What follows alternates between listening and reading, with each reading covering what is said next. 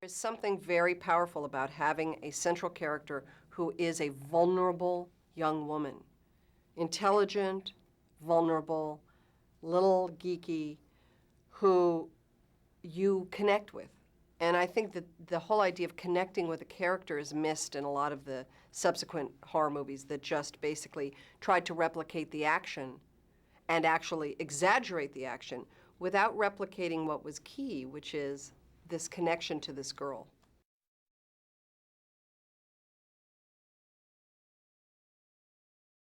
They're taking advantage of this reality TV fascination that we as a culture have, and obviously have put a sinister coating over that, and it's very effective.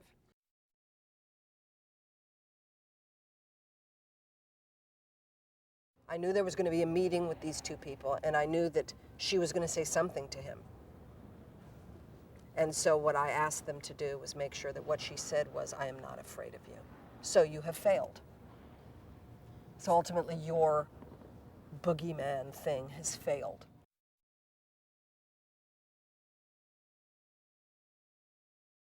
I'm happy to be able to work with this crew and these actors. It's fun. I certainly have moved on from these movies, but I am trying to give my all in this last sequence to just make sure that I say what I feel like Laurie really wants to say, and that I send her off with a kind of a little bit of poetry.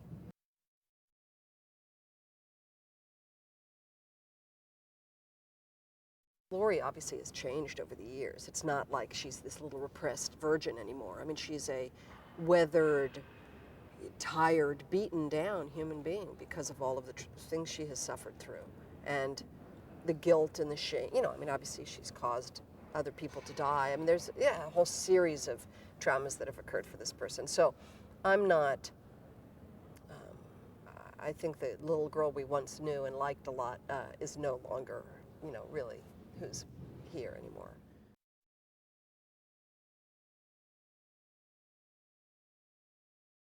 I think Jamie Lee, you know, is in a way the original Scream Queen. So you almost feel like you want to do good by her and make, you know, her proud because it's kind of her baby in a way. But it's awesome. I mean, you're not doing something that is a brand new idea, which sometimes can be great, but sometimes can be scary. I mean, you really are part of something that is an old establishment and a very respected one and has a great fan base. So it's great.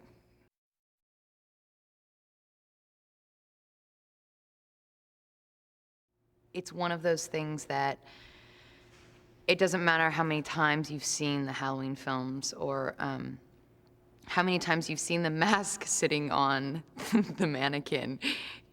It catches you and your stomach just like drops, and it's really, I mean, there's not a lot of acting involved when you're, you know, running away from him or doing whatever you do with him. It's frightening and terrifying, and I think there's something that's you know, that separates it from all the other horror films in that there is this persona behind the mask that we don't really know anything about except what we saw when he was a little kid.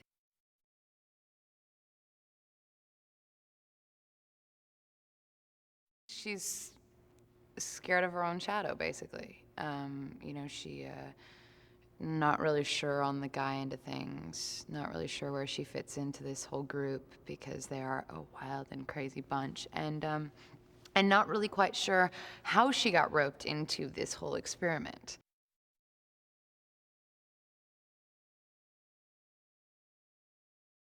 It reminds me kind of like going to my first party in high school, and you just kind of stand at the edge of it and look in, and you're not quite sure where you fit in, and you want to, but you don't really know how. And I think that the people that she's surrounded by probably all have attributes that she wishes she had. You know, the ability to be more outgoing, or the ability to dress as funky as, you know, say Donna does, and then that kind of thing. But she just doesn't know how.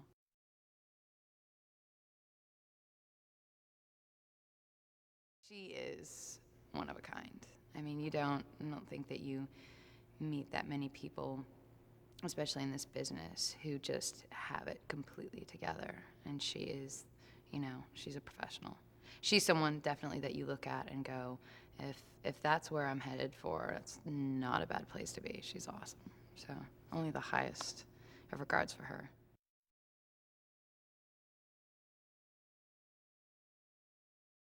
It was just the way that she carried herself around the set and making sure that things were proper. And, it's something that you would do anyway as an actor, but one got the sense that it wasn't so much for herself or for us as a cast, but for the people that were out there that, have been there since the beginning.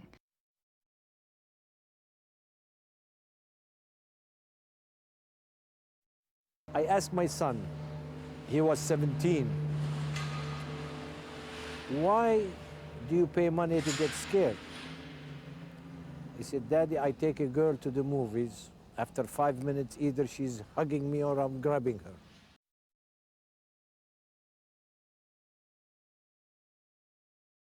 Who is Michael Myers?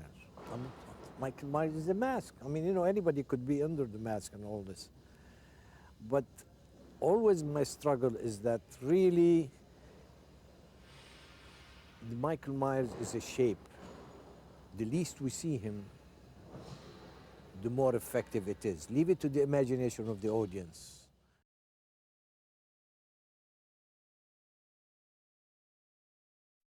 It's pretty strange to go back to a genre I haven't visited for 20 years, because I did Halloween 2 and then I never did another horror film. And horror was not a genre that I gravitated toward for any other reason than the freedom to photograph and film conceive visually. It seems to me that horror films give you great visual latitude, because as long as you hit the requirement of horror films, which is to scare people, nobody's particularly concerned in what manner the film is photographed. And that's kind of fun, and it's very liberating.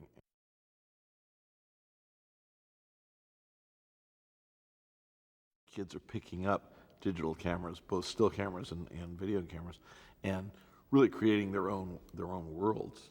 So when I read the script, it seemed to me it had this sort of millennium sensibility to it, which was to mix digital video and film and create sort of an interchangeable new medium.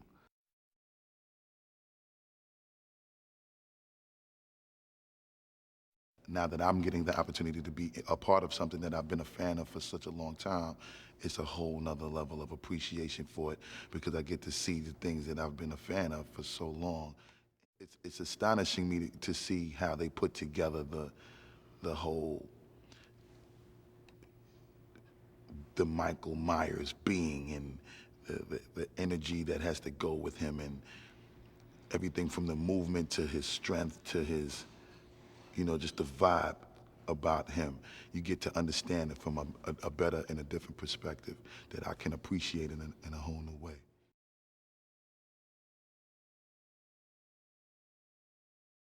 I'm a horror flick fan overall, but I'm a fan of this movie in particularly just because, out of the Freddy Kruegers and the Michael Myers and the different, the Draculas and all of them, Michael Myers was just the one that never had nothing to say. He just bust your ass or destroy a couple of things or kill a whole bunch of people, and the same expression to be on his face every single time, because he always wore that mask. So there was just always this mystery and this never-ending suspense thing about who and what and how and why is Michael Myers. You know what I'm saying?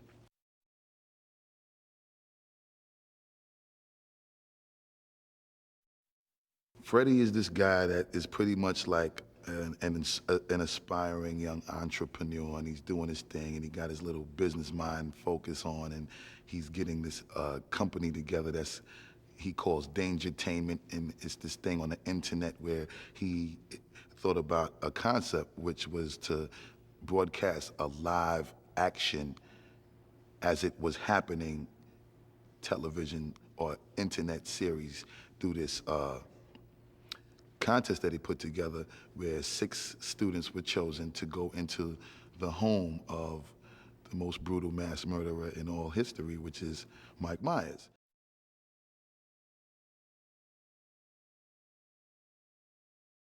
She's definitely exciting to be around in many ways. For one, she's fun, so that definitely breaks the ice. It ain't feeling as, you know, tight-collared and super uniform. It's a nice free spirit, and we're vibing majorly in a good way, so it helps.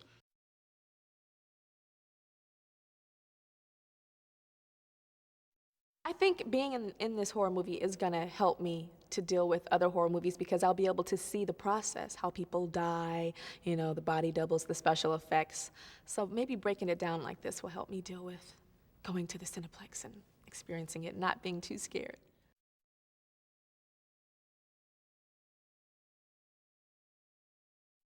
Nora Winston is Freddie Harris's, she'd like to say producer, although he tends to credit her as his assistant, how men tend to do. When you're a woman, they want to keep you in your place.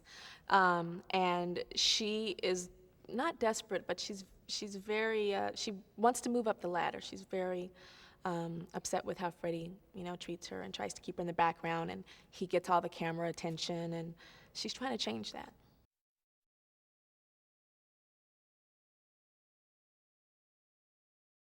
Yeah, Rick has been really amazing. You bring, you know, ideas to the table, and he really listens to you rather than just cutting you down and saying, I'm the director, no. I mean, he really listens, and I came up with this idea that Nora's addicted to candy, and he's like, oh, that's great. And I came up with interesting ways to use the candy with Busta's character, Freddie, and, you know, he's all for it. And he's all into us ad-libbing, and, you know, he lets the actors have their freedom, which is beautiful.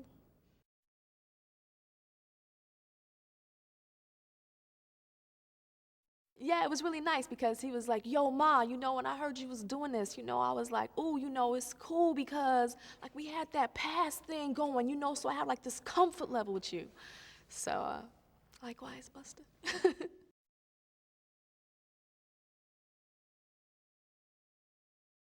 What's really cool about Halloween 8 to me is that it is current. It's what's on the pulse, you know, of the world right now, the internet. And I love that, the fact that it is so current, that it is speaking to people now, and how the kids have the cameras, and it's not just like someone filming them, but they're actually, you know, it's from their point of view.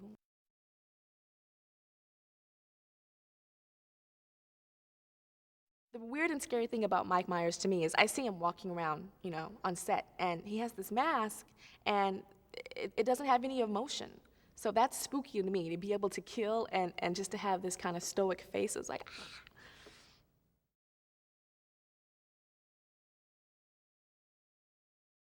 Because it's horror, because it has a certain, because Halloween has a certain campy element to it.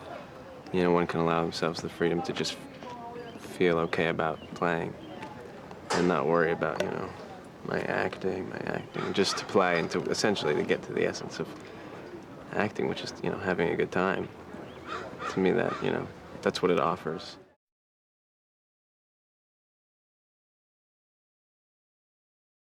I think that ultimately he's probably a victim of fashion, and, you know, the whole anti-hero concept has come full circle. Now, you know, he's symbolic of, you know, the rebel, but the commercialized rebel, maybe.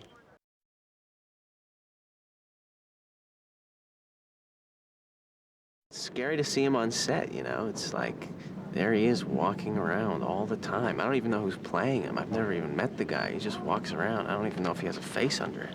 And he walks around, he's got that mask on, and, you know, he kind of,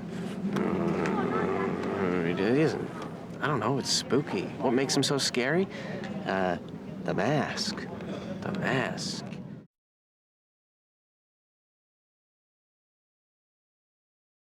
I play Rudy Grimes. He's basically a very ambitious young chef who sees going into this house and doing this Michael Myers thing as like a good promotion for his ambitions to become a worldwide, internationally known chef and open his own business and all that stuff.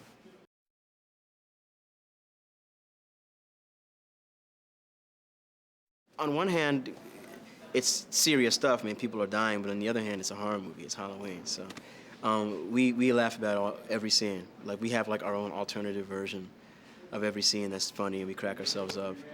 I mean, all we do is laugh. Like when we're not running and screaming, we're laughing. So it's fun.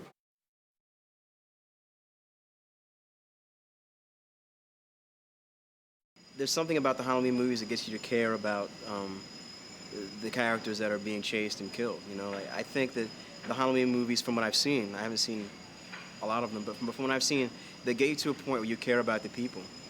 And so when they're in danger, you actually care that they're in danger. And I think that that makes a difference. I think, I mean, I'm not a horror expert, but I suspect that in an average horror movie, you don't get to really know the characters that well, so you don't really care that much when they die, you know. And I think in this movie and in the other ones, you really get to know them and you like them, and that's what gives you that tension when they're in trouble.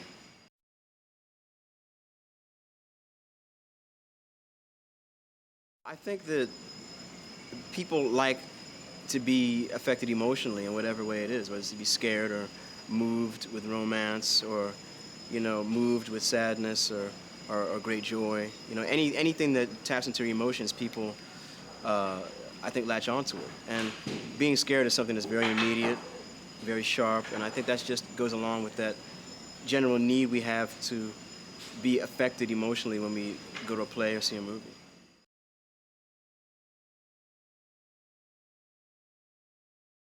Jen is crazy. She's the comic relief in a sense, just because she cares about people, but she really cares about herself and what she looks like. And when she does care about other people, it's more about how they look, so you know they're not embarrassed for themselves. And she's really smart, but it just doesn't. I hope she's really smart, but it doesn't really come across because she's very hyperactive, and she's always everywhere, and definitely a fun character. I've never had an opportunity to play a character like this. That's kind of the blonde one that you kind of hope she dies. We found out about it on a Friday, and then I left on Sunday, and I was like jumping up and down in my bed, and all my friends, I have a friend that's living with me now, and another friend was over, and I was like jumping on the bed, and they were like, "What movie did you get?" And I was like, "Halloween! Yeah!" Like, I was just so excited.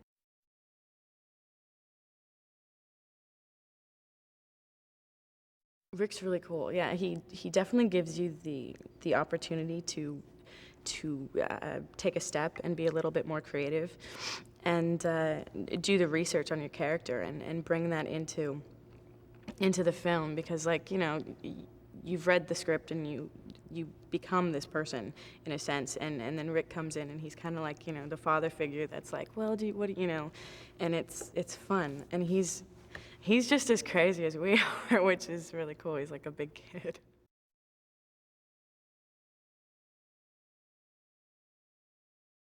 Donna Chang is an ever-changing, chameleon-like, effervescent academic, really highly analytical and intelligent, and sort of a dry wit, Euro trash, goth, the brain of the bunch. I think she's come along to throw in a different perspective to help.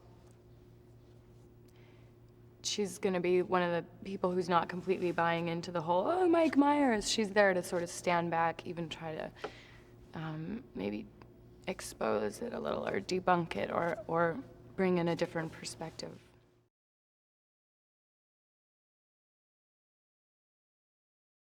I've always wanted to do a horror film, and why not be a part of the one that pretty much started this kind of genre that it's in.